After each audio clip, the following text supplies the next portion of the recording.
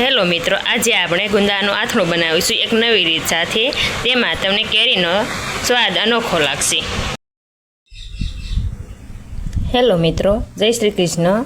આજે આપણે બનાવીશું ગુંદાનું અથાણું. એના માટે આપણે અહીં 500 ગ્રામ જેટલા ગુંદા લીધા છે, આ સાઈઝના. અને તેના ટોપ પણ આ રીતે લીલા હોવા જોઈએ, અને ગુંદા પણ વધારે ડાર્ક લીલા હોય તેવા ન લેવા. આજે આપણે ગુંદાનું અથાણું બનાવીશું. એના માટે આપણે 500 ગ્રામ ગુંદા લીધા છે. હવે આપણે તેને એક વાસણમાં ભરી લઈશું. તમે તેને કોઈ પણ વાસણમાં ભરી શકો છો. ગુંદાને ધોઈ લેવાના છે. મેં પહેલેથી જ ધોઈ લીધા હતા અને તેને કોરા થવા મૂકી દીધા હતા. આપણે આ રીતે એક વાસણમાં ભરી લેવાના, ભીના ન હોવા જોઈએ એટલા માટે.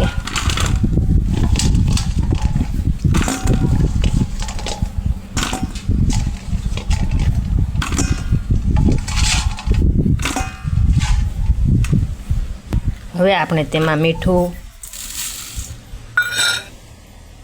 ને હળદર, આપણે તેમાં લીંબુનો રસ નાખીશું.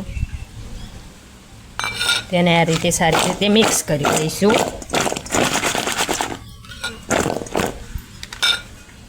અને હવે આપણે તેનામાંથી ઢાંકણ ઢાંકી દઈશું.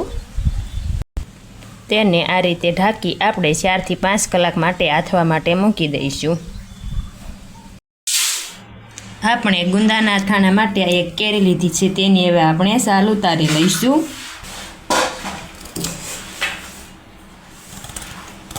આ રીતે બધી જ સાલ ઉતારી લેવાની છે.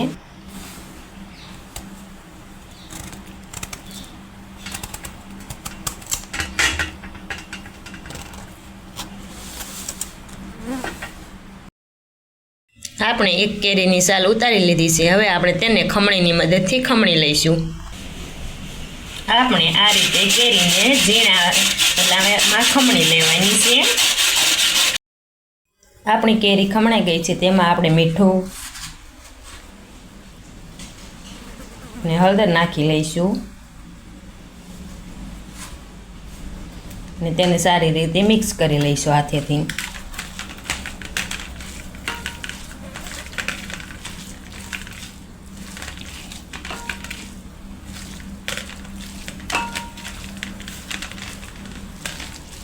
આપણે કેરીને મીડિયમ સાઇઝની રાખી છે.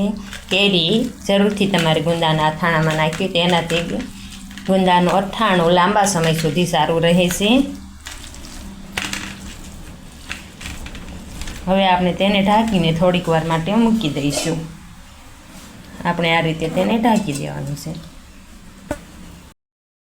આપણે ગુંદાનો મસાલો તૈયાર કરી લઈ. એના માટે આપણે એક તપેલીમાં તેલ ગરમ મૂકીશું. આપણે તેલને ગેસ પર ગરમ કરવા મૂકી દઈશું. આ રીતે આપણે તેલનો જરૂરિયાત મુજબ ઉપયોગ કરીશું.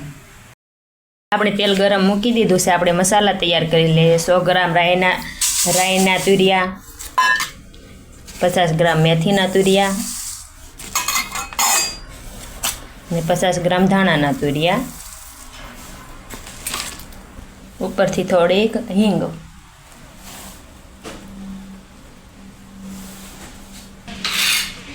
આપણું તેલ ગરમ થઈ ગયું છે.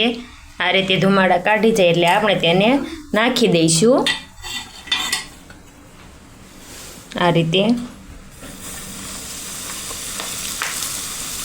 તેનાથી આપણો સરસ વઘાર થાય છે.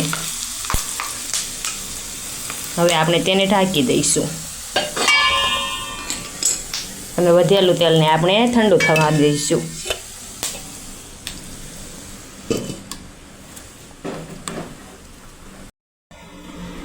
આપણા ગુંદાને જે આપણે ઢાંકીને રાખ્યા હતા તેને 6 થી 7 કલાક થઈ ગઈ છે. તમે જોઈ શકો છો તેમાંથી પાણી પણ છૂટું પડી ગયું છે. હવે આપણે તેને સાણીની મદદથી અલગ કરી લઈશું. આપણે આ રીતે એક સારણીમાં ગુંદાને નાખીને તેને જાળી લેવાના છે. તેમાંથી પાણી એટલે નીચે વયું જાય બધું જ. આપણે તેને બીજા વાસણમાં લઈ લઈશું. આપણે આ રીતે એક થાળીમાં તેને કાઢી લીધા છે. હવે આપણે તેને કાપડથી કોરા કરી લઈશું. પાણીવાળા નથી રહેવા દેવાના એટલા માટે. આ રીતે આપણે તેને કોરા કરી લઈશું. આપણા ગુંદા 7 કલાક માટે આપણે પાણીમાં રાખ્યા હતા એટલે સહેજ નરમ પણ થઈ ગયા છે.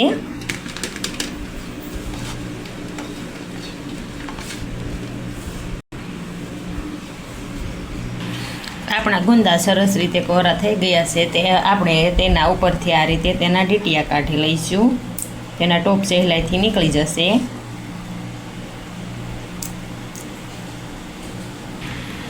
આપણે તેના ટોપ કાઢી લીધા છે. હવે આપણે તેને શેનિક મદદથી તેના અંદરના બી કાઢી લઈશું.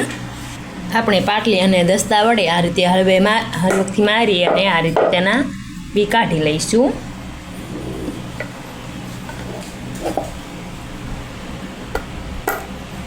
આપણે આ જ રીતે બધા જ ગુંદાના બી કાઢી લેવાના છે. આપણા મસાલા હવે ઠંડા થઈ ગયા છે, તો હવે આપણે તેમાં ઉગાડી લઈશું. આપણે તેમાં થોડી હળદર, મીઠું સ્વાદ અનુસાર,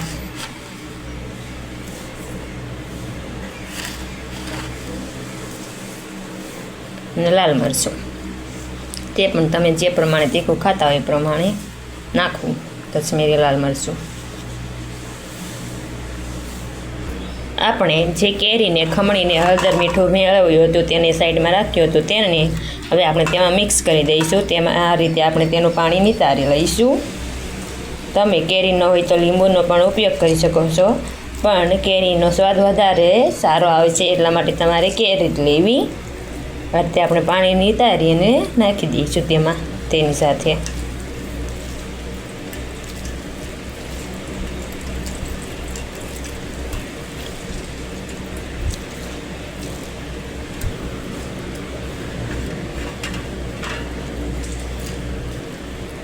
તમારે વઘારવામાં સિંગ તેલનો જ ઉપયોગ કરવાનો છે, તેનાથી વધારે સારું આથણું લાગે છે એટલા માટે. હવે આપણે તેને સારી રીતે મિક્સ કરી લઈશું બોળામાં.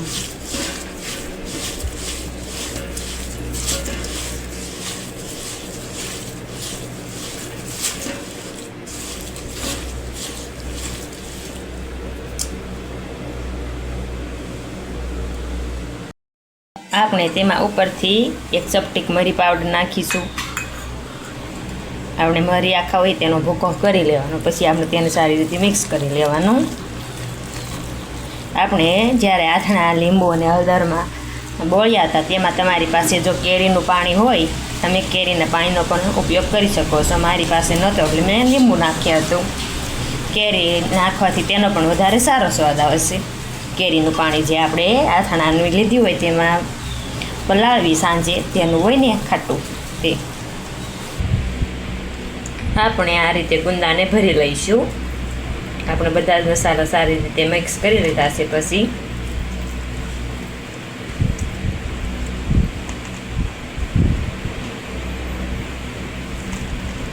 આપણે આ જ રીતે બધા જ ગુંદાને ભરી લેવાના છે.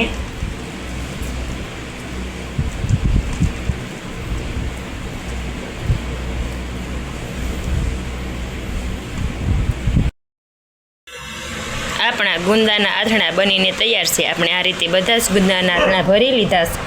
આપણે બધા જ આ રીતે આથણા ભરી લીધા છે. હવે આપણે તેને એક બરણીમાં ભરી લઈશું. આ રીતે આપણે તેને ભરી લેવાના છે. તમે પ્લાસ્ટિકનું કે કાચનું કોઈ પણ બરણી લઈ શકો છો.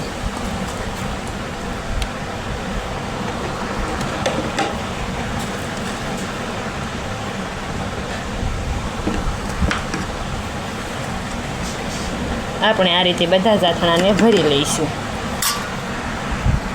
આપણું ગુંદાનું આથણું બનીને તૈયાર છે. આવી જ મારી અવનવી વાનગીઓ જોવા માટે મારી ચેનલ રસોઈનો કર્યા અને લાઇક, શેર અને સબસ્ક્રાઈબ કરી લેજો.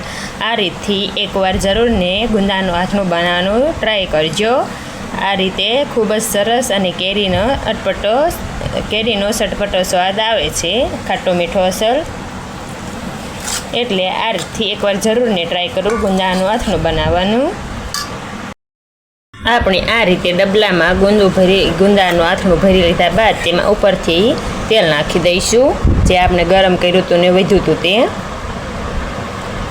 આ રીતે ગુંદાની ઉપર તેલ આવી જાય એટલું તેલ નાખવાનું છે, એટલે ગુંદાનું આથણું લાંબો સમય સુધી સારું રહેશે.